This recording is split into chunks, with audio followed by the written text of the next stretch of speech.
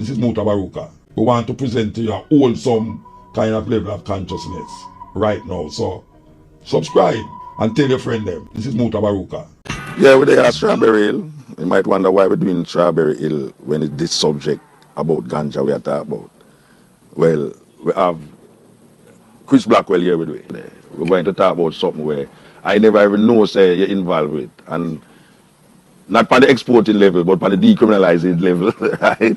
The subject of the subject of ganja. Right. Oh, after all of these things that you do, you know, music, movies, this and this, how you reach this stage in your life, you know, where you talk about getting marijuana decriminalized? It's come from the fact that I'm now in the hospitality business, basically, with these little small hotels that I have. And I guess what really triggered it was a few years ago I went to St. Bart's. Mm-hmm. And St. Bart's is the most successful island in the Caribbean, really, for tourism. And the thing that really I noticed was they had all these little restaurants. They had, you know, because the way St. Bart's is basically a part of France. You know, that's how the French worked with the ex-colonies, etc. So there are all these restaurants, and you can get wine. Lots of vineyards, etc. All make their wine available in St. Bart's. And the thing about wine is that it sort of kind of relaxes you. It relaxes you. It makes you more full of conversation, more full of laughter. It makes a party happen, much more so than alcohol. Yeah. Alcohol can tend to bring out violence. There's a different quality to it. And I thought, you know, Jamaica does not have a wine culture, but it has a ganja culture. And ganja is very similar in a sense to to wine in that respect. Is it loosens you up, makes you relaxed, it makes you laugh, it makes you feel free. It does not make you feel violent. It's just got a quality to it. Years ago, the previous government, the one before, they commissioned a group of people headed by Professor Barry Shevans to go out there and explore what is the feeling out there amongst the people about the decriminalization of ganja. Why you feel in this time when we say America is taking different states is making move to decriminalize it for different purposes, why you feel that Jamaica is so reluctant to deal with it? I think initially that reluctance was because of America. And you asked me earlier, how did I get involved? The other reason I got involved was literally about 3 months ago. I asked somebody who, you know, knew the runnings was aware of the runnings of American government, etc. I said, you know, well, what's happening in California? It seems to me that one of two things is going to happen. Either it's going to get closed down or it's going to open up. What is going to happen? And they said, without question, it's opening up. And it's going to go state by state, just like a lot of the other legislation has over the years. So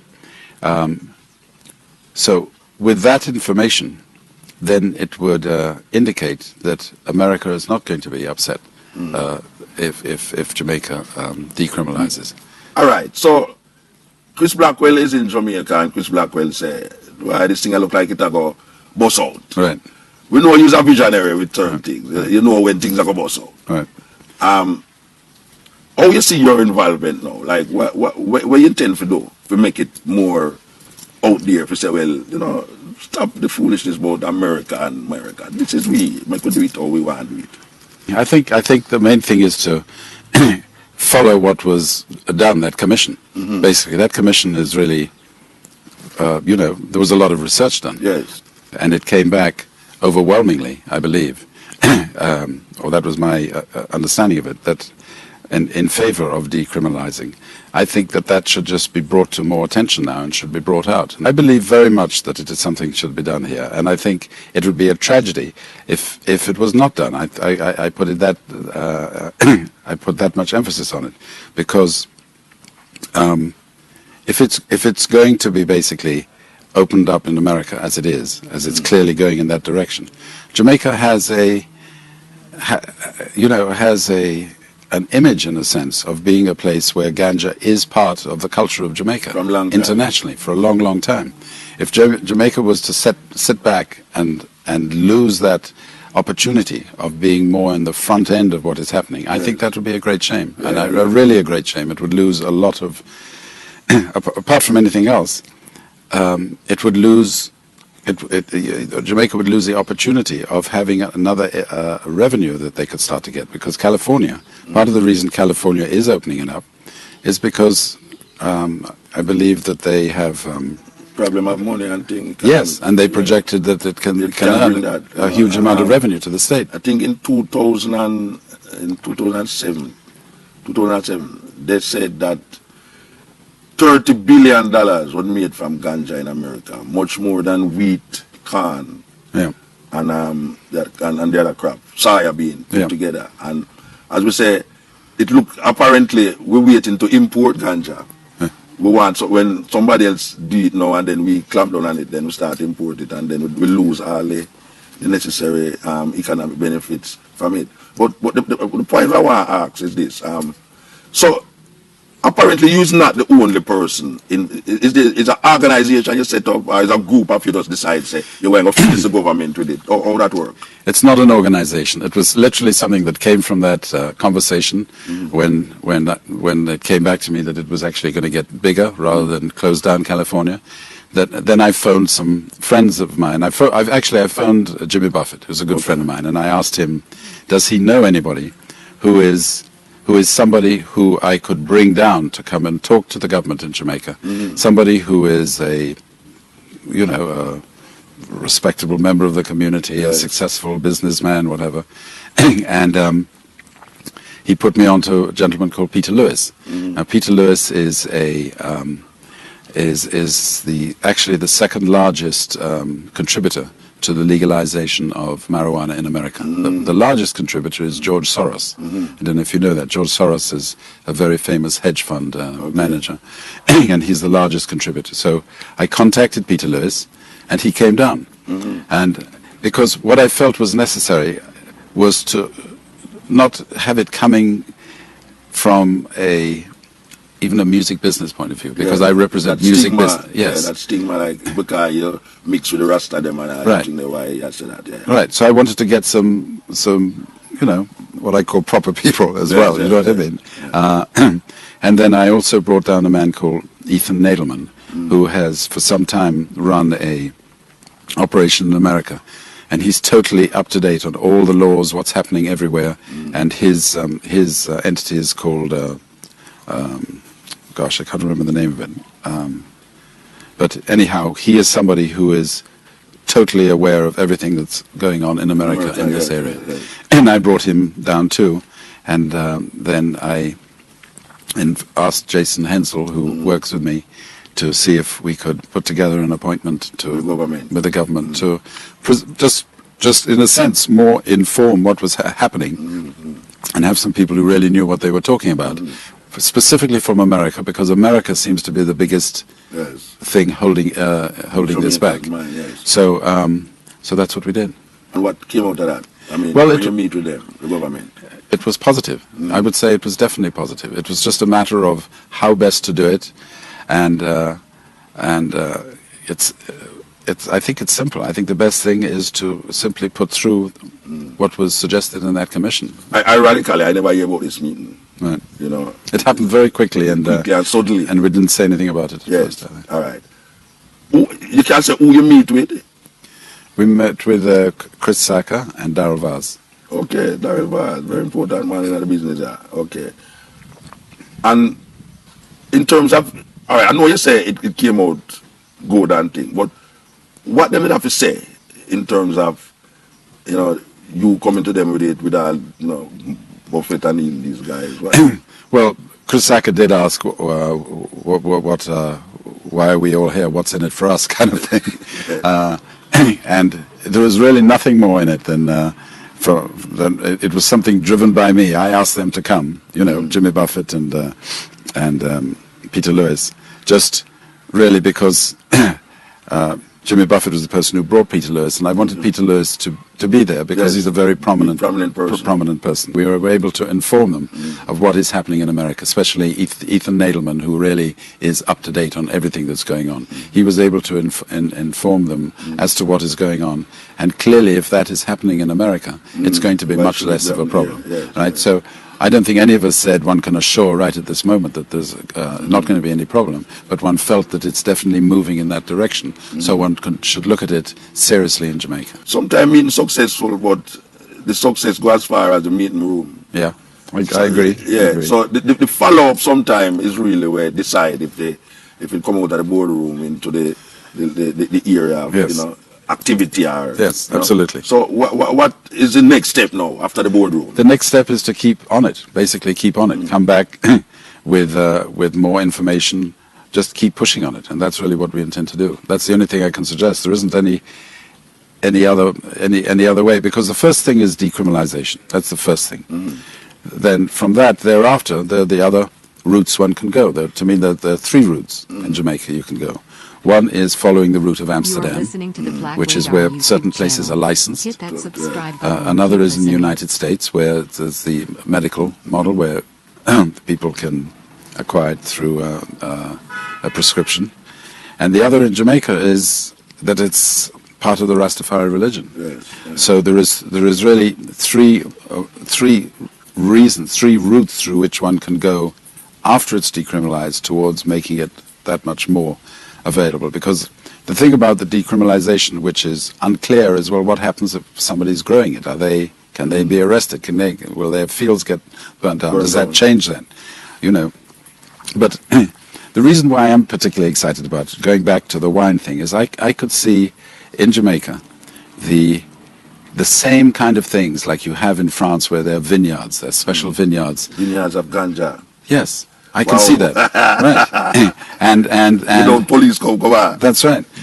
And I can really see that. So it's something that really can go to the little man too, because it's something that the best ganja needs to be nurtured personally. It's not a mass product. Yeah. And I think it's a great way of just feeding what is unique about Jamaica, is the individuality of Jamaica and Jamaicans. Yeah. And I just think it is something which would improve tremendously the whole visitors, the tourists. All right. Well, I listen to you, and I hear somebody out there say, yeah, Chris Blackwell sound, when him connect it with the wine thing, it sounds like it's another venture into money-making vibes now, rather than the aesthetic value of the thing to Jamaica in terms of the cultural vibration. I mean, I understand, I hear you mention about Rastafari and the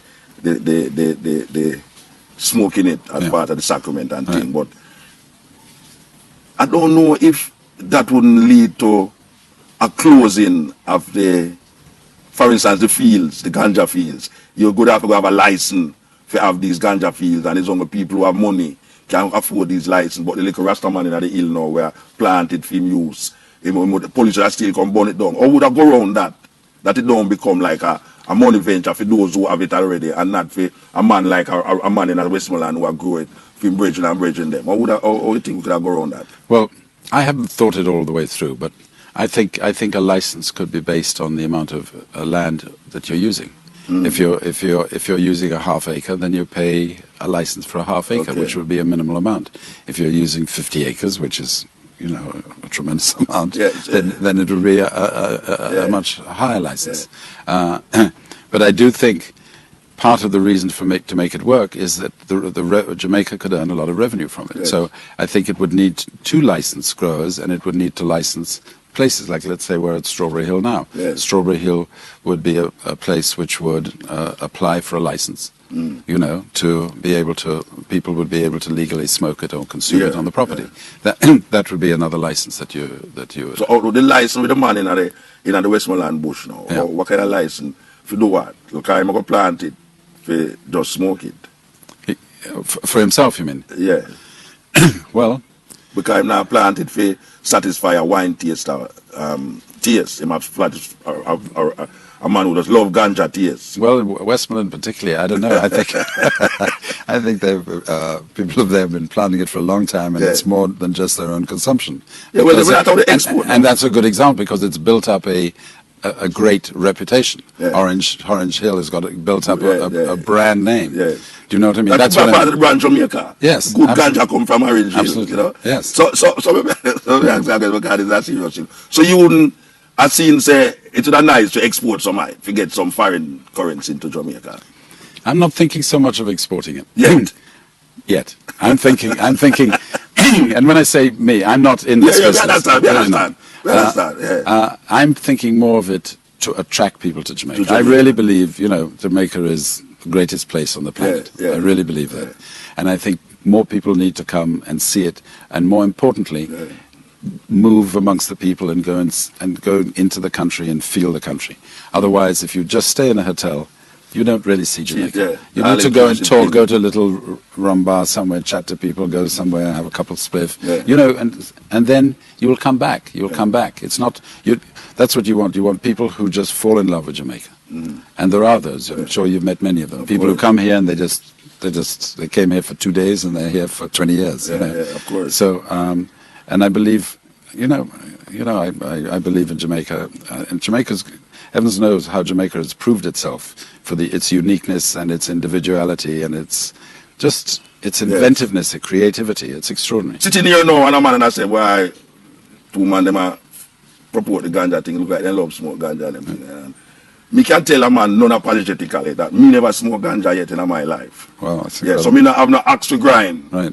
If you say, well, I chew me a rasta, why me come with this now and find some man who, within that thinking there. So it's not like me as a rasta said, and you as a man who has said, well, right now, because you're in the music business, you deal with now another part of the business in terms of, gang tourism. Yeah. When I say gang tourism, they say that ganja tourism, I'm going to register that. The registered, yes? Don't take it up from me. I'll pick it up. It's good for say, all of this is coming to a pinpoint. Yeah. If you say, a man like you, a man like Buffett, yeah. and Lewis really decides them about a face the government. Right. Because that is really what it needs.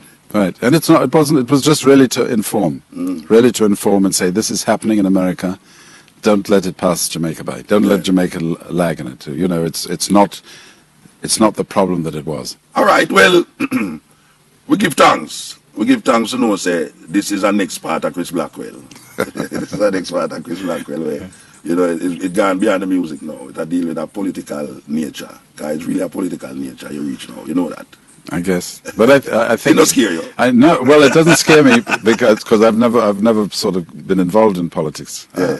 And this, anyhow, is bipartisan, really, because this commission was done by the previous government. So it's a bipartisan thing here. I don't think it's one party or another party. John Washington, him used to plant ganja.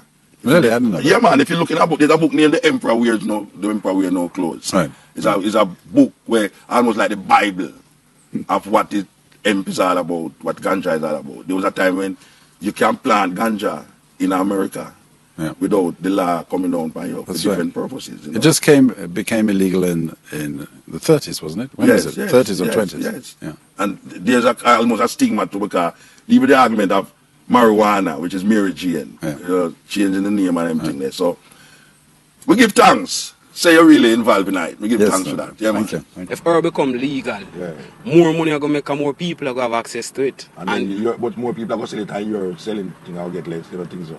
No, the thing about it is that the best come from Jamaica. You know what I mean? And you see the best come from West. You see what I say? And send best. Yes, of course. So naturally, if herb legal, it go up on a vast scale. Where one can just go in and shop, buy a spliff, and just go smoke. You see what I say? Yeah, and it prevents the criminalization of man and man, especially Rasta. Alright, because Rasta use it as a sacrament. Yeah. After all of that, we come to the point where it left up to you, the public, sometimes, to make a voice heard in this thing. And we don't recognize and realize that even within the commission, the majority of you say it's stupid to have a man as a criminal in Jamaica for this. It's really stupid. Mr. President, I vividly recall a few years ago, a young man came to my office, bewildered and troubled, seeking my assistance in getting a job. I inquired of him where he used to work before. He advised me that he used to work at the airport. But consequent to 9/11, there's a new security regime that now demands that employees of the airport present or furnish their employer with a police record. This young man who has been working for 5 years went to procure a police record. Only discovered that he had a record for a ganja conviction some years ago. He lost the job as a result of that. That's the kind of mischief I'm trying to correct with this proposal. Mr. President, it is with this in mind that I suggest to the government the following. 1, that the report of the Joint Select Committee of Parliament, which examined the recommendations of the Ganja Commission and which was tabled in Parliament since 2004, be debated, and that a vote be taken on its recommendations. 2, that the government, as a matter of urgency, take steps to decriminalize the use of ganja by adults in well-defined circumstances and specific use. We need to do something to decriminalize this vegetable matter that has destroyed so much people, not because them use it, but because of using it, they turning them into criminals. All over the world, people recognize, governments are now recognizing that ganja is really not what we thought it was. People want to say ganja is a very destructive thing, but over the years, I never really see, for instance, a Rastaman smoke ganja and lay down in the gutter. Because him smoke ganja and go beat him wife. We really want to find out why is it that the Jamaican governments, we're talking about previous government and this government, why are they so reluctant to pursue the matter of ganja and the decriminalization of ganja when even them neighbor, when them afraid of, is stepping up to the plate right now? Decriminalization of ganja is no more a federal thing in America. Now we see more and more states is stepping in line saying that, look here man, there's something beneficial about it, whether economically or medicinally.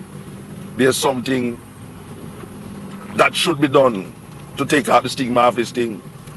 We're glad to know that you have people in influential positions right now. The informative information presented in this video is motivational and is positively aimed at inspiring, educating and entertaining the viewers with the cutting edge of critical reasoning.